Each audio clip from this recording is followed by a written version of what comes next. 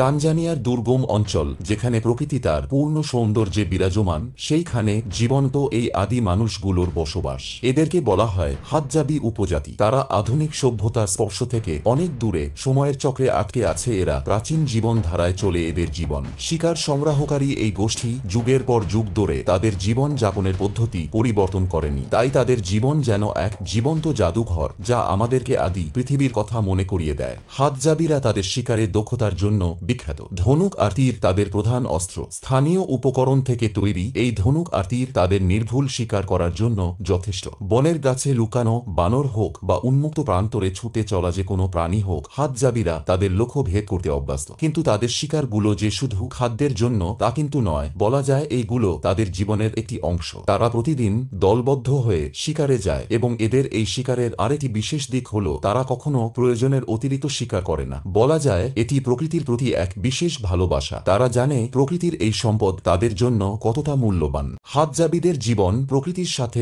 এতটাই সংযুক্ত যে তারা ঋতু পরিবর্তনের সঙ্গে নিজেদের খাপ খাইয়ে নিতে পারে। বনের প্রতিটি গাছ, প্রতিটি পশু এবং ঋতুর প্রতিটি পরিবর্তন সম্পর্কে তাদের অন্তরঙ্গ জ্ঞান রয়েছে। উদ্ভিদ আর প্রাণী থেকে কিভাবে উপকৃত হওয়া যায়, কোন ঋতুতে কোন ফল পাওয়া যাবে, সবই তারা জানে। প্রকৃতির প্রতি তাদের এই শ্রদ্ধাশীল মনোভাব তাদের টিকে থাকতে সাহায্য করেছে। এই লোকগুলোর ভাষাকে খৈসান ভাষা বলা হয়। এটি বিশ্বের মধ্যে এমন এক প্রাচীন ভাষাগত গোষ্ঠী যারা কথার মাঝে অদ্ভুত ক্লিক শব্দ ব্যবহার করে।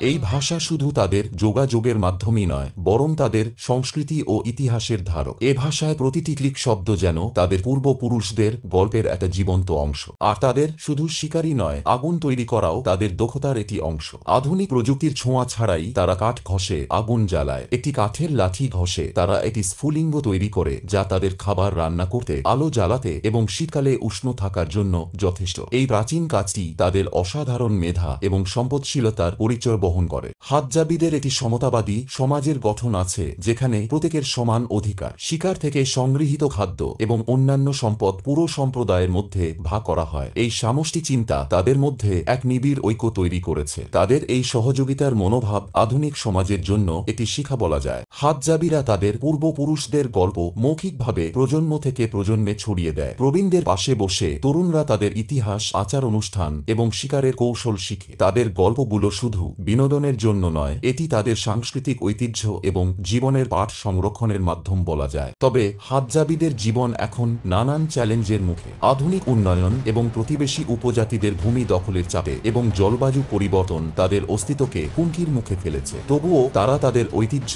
ধরে রাখার জন্য লড়াই করছে। হাদজাবি উপজাতি মানব ইতিহাসের এক জীবন্ত অধ্যায়। তাদের জীবন আমাদের শেখায় প্রকৃতির সাথে কিভাবে ভারসাম্য বজায় রেখে টিকে থাকা যায়। তারা আমাদের আদি মানবের গল্পের মতো আমাদের শিখিয়ে দেয় কিভাবে একসময় মানুষ প্রকৃতির সাথে গভীর সংযোগ রেখে জীবনযাপন করত।